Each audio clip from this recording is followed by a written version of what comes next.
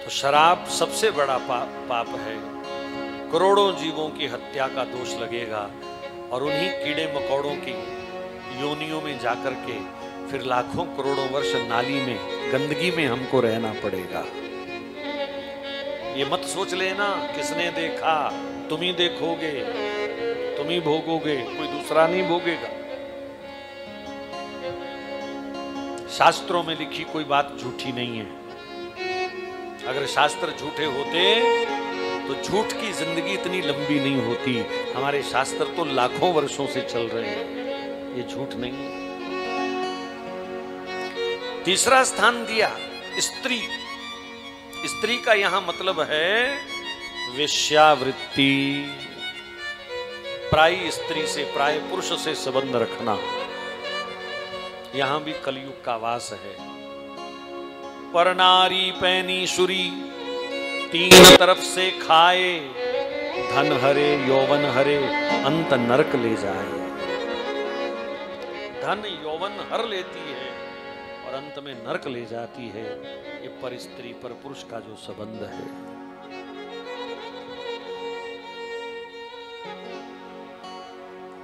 वासना को सीमित करना, समाप्त करना, यही मनुष्य के जीवन का लक्ष्य होना चाहिए। सावधान। चौथा स्थान दिया हिंसा, जीव हत्या, मांसाहार। महाराज लोग मुर्गे काट काट के खाते हैं। आपको पता है मुर्गा क्या खाता है? कभी पोल्ट्री फार्म में जाना और उसकी खुराक देखना, वहां तुम 10 मिनट खड़े नहीं हो पाओगे। मैं कभी कभी सोचता हूं कि अपनी ही इच्छा के विरुद्ध आदमी काम करता है। किसी मीट की दुकान पर तुम चले जाओ तो वहां बड़े आराम से आप खड़े नहीं हो सकते। आपकी आंखें दाएं बाएं हो जाएंगी, नाक को दुर्गंध आएगी, तुम्हारी इंद्रियां तुमको वहीं मना कर रही हैं। ये बढ़िया चीज नहीं है।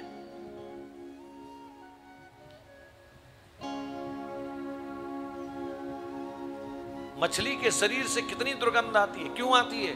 क्योंकि तालाब की, समुद्र की सारी गंदगी, जो लोगों का मलमूत्र पानी में मिला होता है, जो गंदगी पानी में मिली होती है, वो सब मछली खाती है। तभी उसके शरीर से इतनी भयंकर बो, दुर्गंध आती है। और शर्म की बात है कि उस मछली को ये पढ़ा लिखा समझदार आदमी खाता है। सारे शहर का गटर, टॉयलेट का सारा माल सुअर खाता है और उस सुअर को ये समझदार आदमी खाता है। आय हाय हाय जी। कभी तो सोचो, कुछ तो सोचो, कहां चली गई अकल? एक सज्जन मेरे को कहने लगे, अंडा तो वेजिटेरियन होता है, वो तो आजकल फार्मी रूप से तैयार होता है, वो कोई प्रजनन प्रक्रिया नहीं है, फार्मी होता है, उसमें क्या पाप है? मैंने कहा ठीक है, मान लेते हैं, पर उस अंडे का आउटलेट क्या है? निकलता कहां से है? जहां से मुर्गी पोटी करती है उसी मार्ग से अंडा देती है। तो पोटी और अंडा दोनों भाई बहन हुए कि नहीं हुए? मुझे शर्म आ रही है ये बोलने में, पर खाने वालों को शर्म नहीं आती। गुदा द्वार से निकली हुई कोई भी वस्तु क्या खाने योग्य होती है? लोग उन अंडों को खाते हैं और कहते हैं कि हम बड़े समझदार हैं, हम बड़े पढ़े लिखे हैं।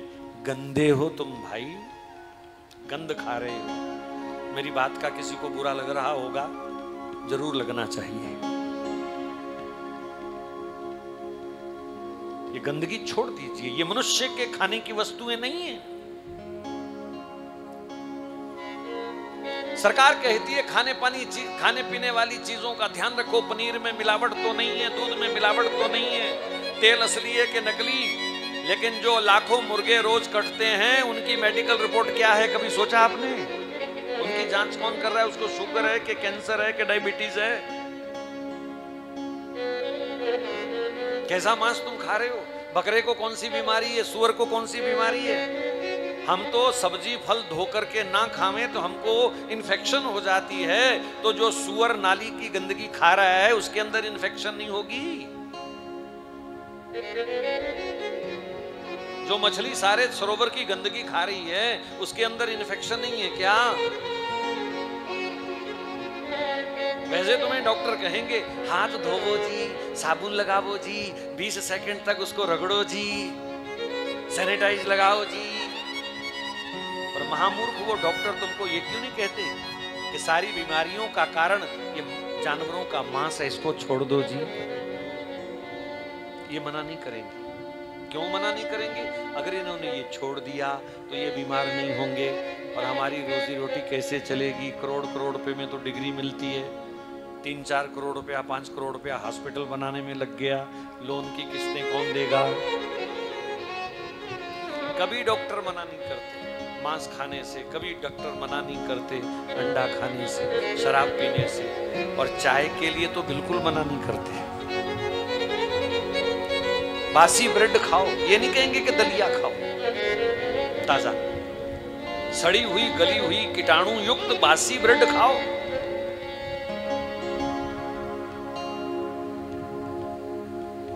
तो कहां जा रहा है समाज? क्यों नहीं समझते हम लोग? कथा के साथ साथ इन व्यवहारिक बातों पर भी हमको थोड़ा ध्यान देना पड़ेगा।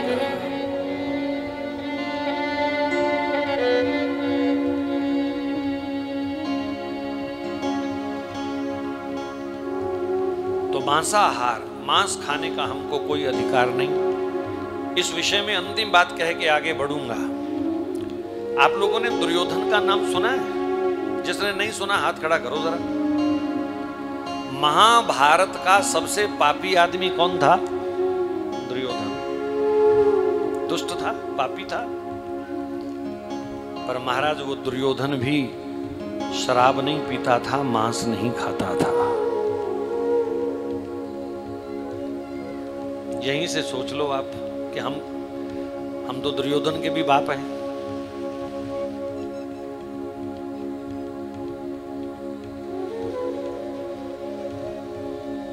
जीवन को बर्बाद करने वाला, लोक परलोक को बर्बाद करने वाला, परमात्मा से दूर ले जाने वाला सबसे गंदा व्यवहार है शराब मांस का सेवन। बापूजी के डेरे पर आए हो, अगर कोई ऐसा वैसा बैठा है तो कसम खा के आज ही छोड़ के जाए। संतों की कृपा तभी मिलती है जब हमारा सब कुछ शुद्ध होगा। तो 4 स्थान कलयुग को दिए। कलयुग को थोड़ा लालच आ गया, कहा राजन को एक आध जगह और दे दो। तो परीक्षित ने कहा तुम स्वर्ण में वास करो। माताओं गुस्सा तो नहीं कर गई या चलियां उठ के? हैं? अच्छा, मैं सोचा गुस्से नाल तो नहीं चलियां किते। हाँ, जाओ जाओ। बाल कृष्ण भगवान की जय। तो परीक्षित ने कहा 5वां स्थान सोना। सोना मतलब धन। कौन सा धन? 2 नंबर का, ब्लैक मनी।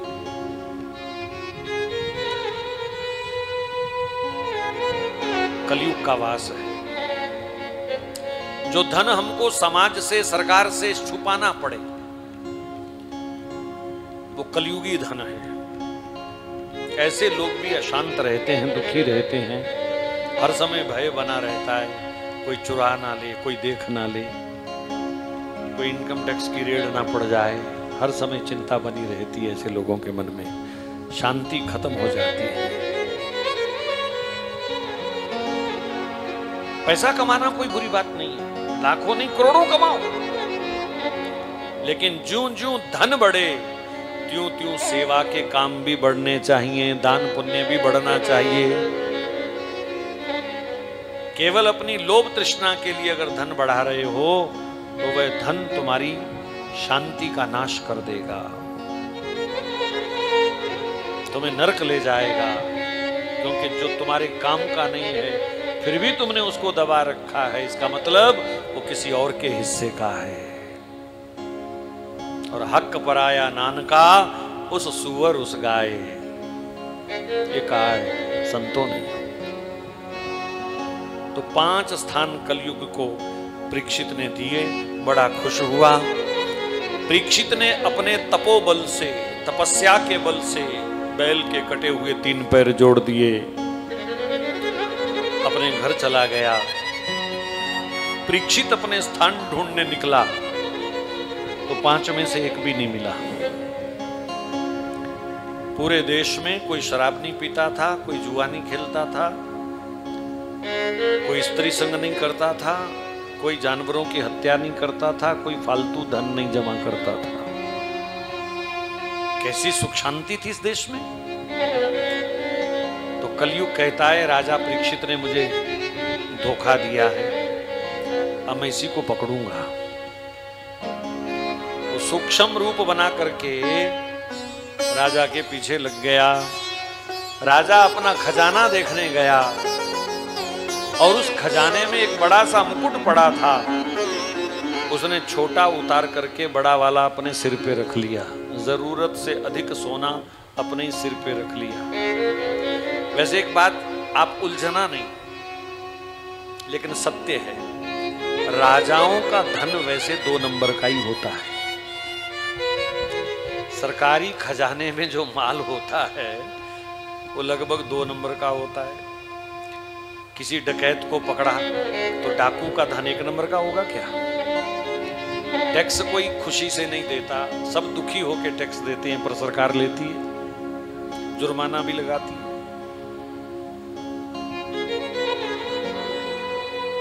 सरकार सस्ती चीजें खरीद करके बाहर से महंगी भी बेचती है अपना खजाना बढ़ाने के लिए।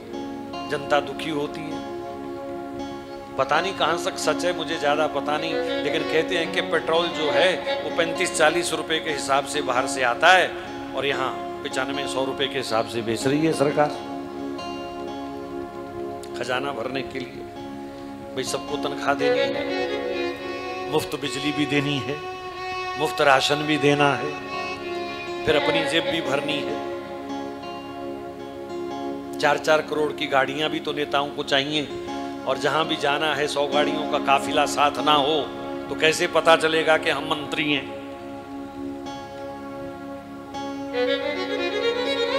तो राजा का खजाना, पुराने समय में दूसरे देशों को, दूसरे राजाओं को लूट करके राजा अपना खजाना भरते थे। तो कहीं ना कहीं राजाओं का धन 2 नंबर का होता है। उसमें कलयुग है। तो परीक्षित के सिर पे कलयुग बैठ गया, बुद्धि भ्रष्ट हुई और राजा शिकार खेलने के लिए निकला। दूसरी जगह मिल गई कलयुग को जीव हत्या। मांस खाता नहीं है पर फिर भी जीव हत्या कर रहा है। ऐसे खेल खेल में जीवों को मारने लगा। राजाओं को शिकार करने का अधिकार है, उनको शिकार करने में पाप नहीं है, लेकिन कब? जब राजकुमारों का प्रशिक्षण होता था, ट्रेनिंग होती थी युद्ध की, तो उस समय उनको शिकार खेलने भेजा जाता था ताकि वो निशाना लगाना सीख सकें। नहीं तो युद्ध में क्या करेंगे? भगवान राम ने भी शिकार खेला है। वो एक प्रशिक्षण था देश की रक्षा के लिए, धर्म की रक्षा के लिए, इसलिए उस शिकार को पाप नहीं माना जाता। लेकिन जब शिकार पेट भरने के लिए या शौक पूर्ति के लिए किया जाए वो तो पाप है।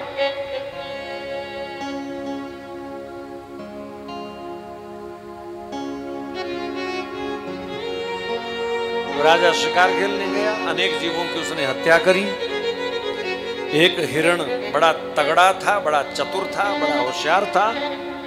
वो हर बार निशाने से चूक जाता था, भाग जाता था, और राजा ने भी जिद पकड़ ली कि इसी को मारूंगा।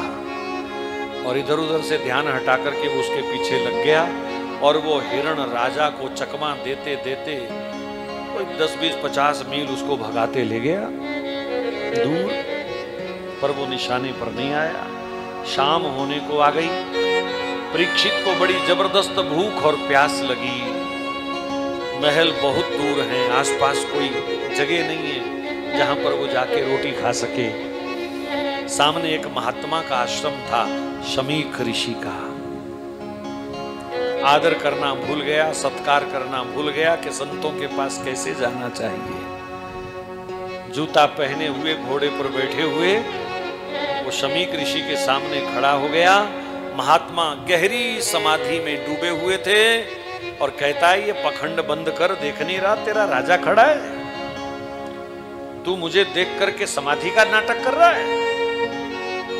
कलयुग बैठा ना सिर पर, इसलिए दिमाग खोपड़ी उल्टी चल रही है। विचार जब भ्रष्ट होता है ना आदमी का, तो अच्छे आदमी भी उसको बुरे लगते हैं, जबकि बुराई अपने अंदर होती है और उस बुराई को हम दूसरों में देखते हैं। इसको कहते हैं दोष दृष्टि। और जिस व्यक्ति को दूसरों में दोष नजर आते हैं वो भगवान की दृष्टि में कभी नहीं आ सकता। इसलिए सबसे बड़ा दोष है, इसे दूर करो। कभी किसी में दोष नहीं देखना, जो दोष है वो मुझ में है, बस ये देखोगे तो कल्याण होगा।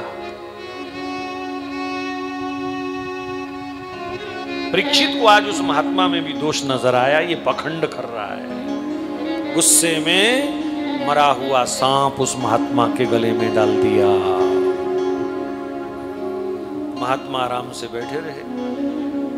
परीक्षित घर आया, जैसे ही मुकुट उतार के रखा, कलयुग नीचे उतरा तो एकदम परीक्षित कांपने लग गया। हाय, महापुरुषों का अपमान कर दिया मैंने, उनके आशीर्वाद से मैं फलता फूलता था, आज उनको मैंने कैसा दंड दिया, बेकसूर महात्मा को। उसी समय परीक्षित ने प्रतिज्ञा करी, एक संत का अपमान हुआ है, अब इस पवित्र सिंहासन पर मैं नहीं बैठूंगा, राज्य छोड़ दूंगा। इंसान गलती का पुतला है, ये अक्सर हो ही जाती है। जो गलती करके पछताए उसे इंसान कहते हैं। जो गलती करके पछताए उसे बोलो इंसान कहते हैं। जो बार बार गलती दोहराए उसे शैतान कहते हैं।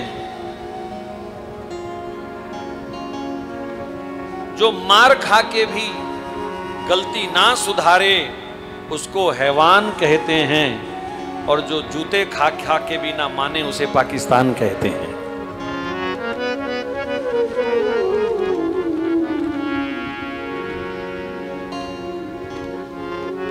गलती किसी से भी हो सकती है, लेकिन गलती के बाद पछतावा होना चाहिए कि मेरे से गलत हुआ, तभी अगली गलती से तुम बचोगे। जो लोग अपनी गलती पर भी शाबाश लेते हैं, ऐसे लोग तो फिर नरक में जाके ही सुधारे जाते हैं। परीक्षित ने तुरंत प्रायश्चित किया और उधर जंगल में शमीक ऋषि के पुत्र श्रृंगी, जो 5 वर्ष के हैं, उस बच्चे को किसी ने बताया कि तेरे पिताजी के गले में कोई मरा हुआ सांप डाल गया। वो बालक भी तपस्वी था, खूब गायत्री का भजन करता था।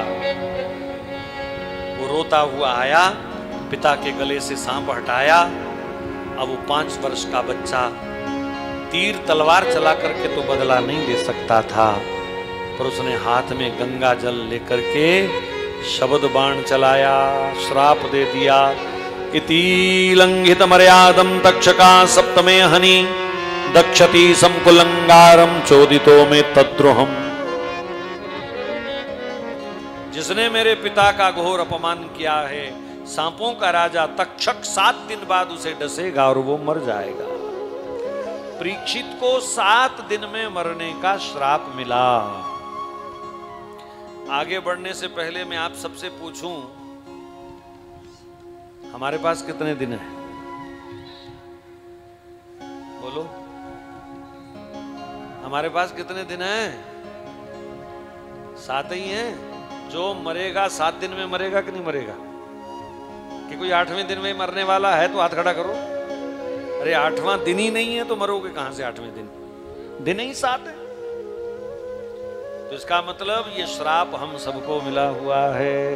पर परीक्षित तो सावधान हो गया। श्राप की सूचना मिली, उसी समय घर बार छोड़ के धोती एक लपेटी, कोई रथ नहीं, कोई हाथी नहीं, कोई घोड़ा नहीं, कोई रुपया नहीं, कोई पैसा नहीं, खाली हाथ सब छोड़ करके गंगा जी के किनारे आ गया।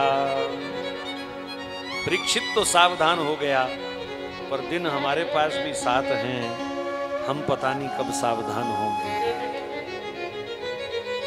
जीवन में हमने सब मुहूर्त निकाले, इस उम्र में पढ़ाई लिखाई, इस उम्र में नौकरी, इस उम्र में व्यापार, इस उम्र में शादी, इस उम्र में बच्चे, इस उम्र में रिटायरमेंट, कोठी का मुहूर्त है, गाड़ी लेने का मुहूर्त है, दुकान शुरू करने का मुहूर्त है। नहीं मुहूर्त निकला तो भगवान के भजन का मुहूर्त नहीं निकला कि अब हम भजन भी करेंगे। ये सच है कि नहीं? जब भी छोड़ा भजन छोड़ा। कोई काम पड़ गया, चलो पाठ कल कर लेंगे। कोई काम पड़ गया, मंदिर कल जाए आएंगे। कोई काम पड़ गया, वृंदावन की टिकट कैंसिल कर दो। कोई काम याद आ गया, सत्संग में बाद में जाएंगे, कथा तो होती रहती है। कोई काम पड़ने पर हमने कितनी बार दुकान बंद करी, कोई काम पड़ने पर हमने कितनी बार भोजन पानी बंद किया, बताओ? जब भी बंद किया, भजन बंद किया, सत्संग बंद किया, गलत है, ये आत्महत्या है।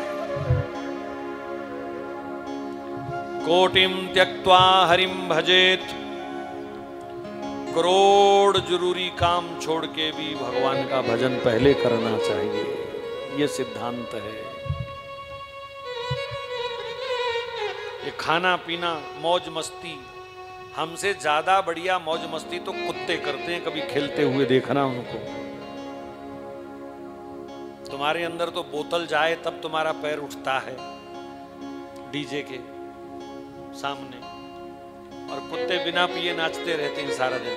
पक्षी बिना पिए सारा दिन मौज करते हैं, चहचहाते हैं, खुश रहते हैं, कभी टेंशन नहीं लेते, सिर पकड़ के नहीं बैठते। बच्चों का क्या बनेगा?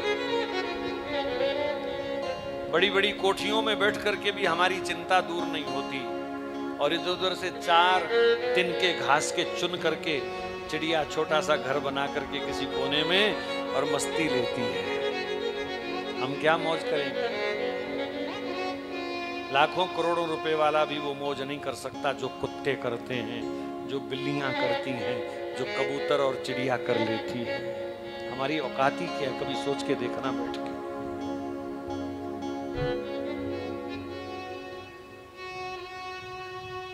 परीक्षित ने एक पल में सूरज चढ़ने से पहले पहले गंगा के तट पर आ गया। गोविंद जय जय गोपाल जय जय, गोविंद जय जय गोपाल जय जय, गोविंद जय जय गोपाल जय जय, गोविंद जय जय गोपाल जय जय। श्री राधा रमण हरि गोविंद जय जय, श्री राधा रमण हरि गोविंद जय जय, श्री राधा रमण हरि गोविंद जय जय, श्री राधा रमण हरि गोविंद जय जय।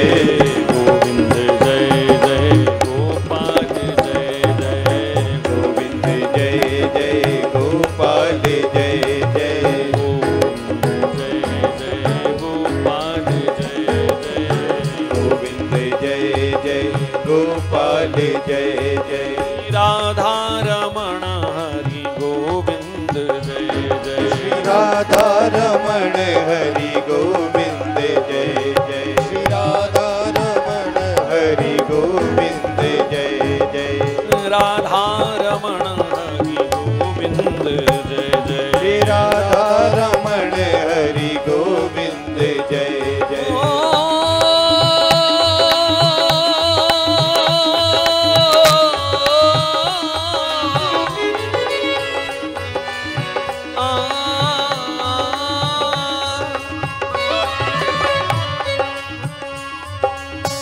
जाएगा जब जहां से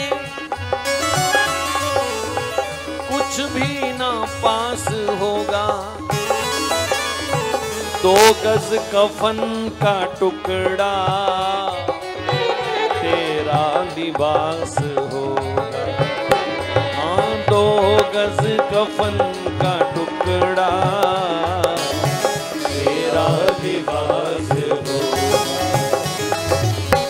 मरते ही घर से बाहर रख देंगे तेरे तन को,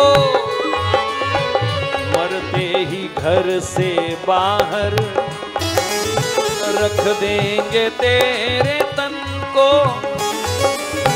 आकर झट उठा ले मेहतर तेरे कफन को, आकर के झट उठा ले मेहतर तेरे कफन को, पीटेगी छाती अपनी, पीटेगी छाती अपनी, कुनबा जो खास होगा, 2 गज कफन का टुकड़ा तेरा लिबास होगा, कांधे पे धर ले जाएं परिवार वाले तेरे, कांधे पे धर ले जाएं परिवार वाले तेरे, यमदूत ले पकड़ कर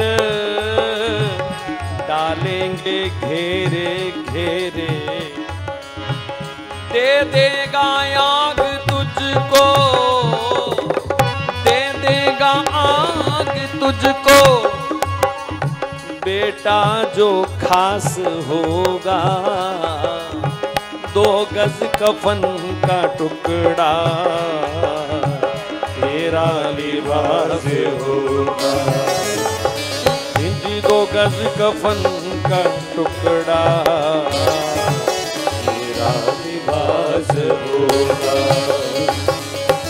मिट्टी में मिले मिट्टी बाकी ये राख होगी, मिट्टी में मिले मिट्टी बाकी ये राख होगी, सोने सी तेरी काया जल करके राख होगी, सोने सी तेरी काया जल करके राख होगी, दुनिया को छोड़ तेरा मरघट में वास होगा, दुनिया को छोड़ तेरा मरघट में वास होगा, 2 गज कफन का टुकड़ा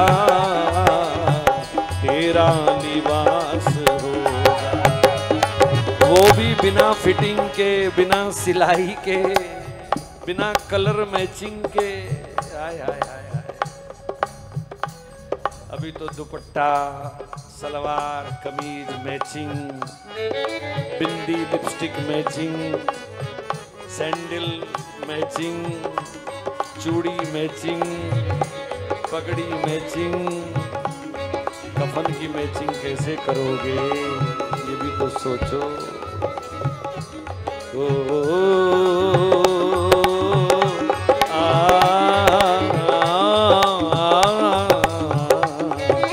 राधे राधे गोविंद गोविंद राधे राधे गोविंद गोविंद राधे। बस यही मैचिंग है जो तुम्हारा कल्याण कर सकती है। जीवा के साथ, मन के साथ, आत्मा के साथ इन शब्दों की मैचिंग कर लीजिए। राधे राधे गोविंद गोविंद राधे राधे गोविंद गोविंद राधे राधे राधे गोविंद गोविंद राधे राधे गोविंद गोविंद राधे राधे गोविंद राधे राधे गोविंद गोविंद राधे राधे राधे गोविंद गोविंद राधे राधे राधे गोविंद गोविंद राधे राधे राधे गोविंद